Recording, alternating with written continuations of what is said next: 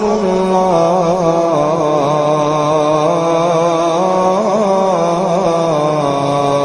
اکبر۔ عثمان بن طلحہ یہ وہ شخص تھا کہ جو کعبۃ اللہ کا چابی بردار تھا، اور ایک دن حضور نے اس سے چابی طلب کی تو اس نے کہا میں تو نہیں دوں گا۔ حضور نے فرمایا میرا جی چاہتا ہے کعبۃ اللہ کے اندر جاؤں اور اندر جا کے نوافل ادا کروں، لیکن اس نے دینے سے انکار کر دیا۔ آج جب فتح مکہ ہوا تو حضور علیہ السلام نے فرمایا این عثمان بن طلحہ، عثمان بن طلحہ کہاں ہے؟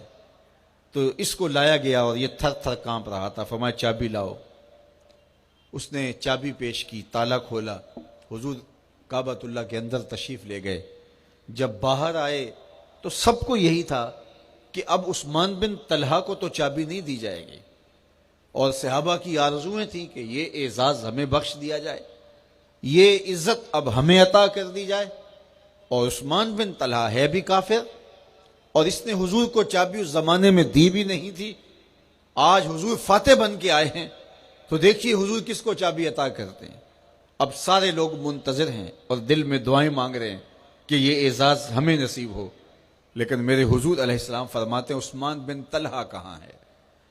تو اس نے کہا جی حضور میں۔ فرمایا یہ چابی تمہارے ہاتھ میں رہی اور قیامت تک سوائے ظالم کے تم سے کوئی بھی نہیں چھین سکے گا۔ آج بھی یہ جو شیبی خاندان ہے یہ عثمان بن طلحہ کی اولاد سے ہے، اور آج بھی صدیوں حکومتیں بدلتی رہی، کبھی سلطنت عثمانیہ کی حکومت یہاں رہی، کبھی سعودی فرما روا رہے، اور کبھی ماضی میں کوئی رہا کبھی کوئی رہا، لیکن یہ چابی اسی خاندان کے پاس رہی، اس لیے کہ یہ اعزاز اس خاندان کو اللہ کے رسول نے عطا کیا۔ حضور کی جب شفقتوں کو دیکھا تو عثمان بن طلحہ کے لبوں پہ حضور کا کلمہ جاری ہو گیا۔ تو یہ جو خون کے پیاسے تھے اور ساری زندگی حضور علیہ السلام کی زندگی کا چراغ بجھانے کے درپے رہے، جنگیں کھڑی کی، محاصرے کیے، راستے روکے، کوڑے پھینکے، لیکن اللہ کے محبوب علیہ السلام نے ان کو فرمایا اذهبوا انتم الطلقاء، جاؤ میں تمہیں چھوڑتا ہوں، میں تمہیں معاف کرتا ہوں۔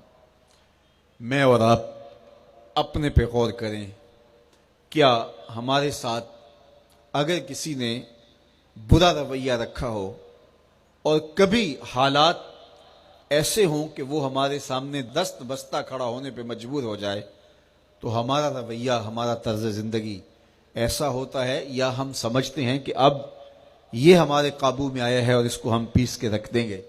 میں اور آپ اپنے آقا و مولا حضور نبی رحمت صلی اللہ علیہ وآلہ وسلم کے بتائے ہوئے طریقہ زندگی اور انداز حیات پہ غور کریں تو آپ صلہ رحمی کرتے ہیں، رشتہ داروں کے ساتھ آپ کا سلوک اچھا ہے، آپ کا رویہ خوبصورت ہے، کسی شرط پہ معاف نہیں کیا کہ ہاں تم اسلام لے آؤ تو تمہیں معاف کرتے ہیں، نہیں، اللہ کے محبوب علیہ السلام نے ان کے ساتھ صلہ رحمی کرتے ہوئے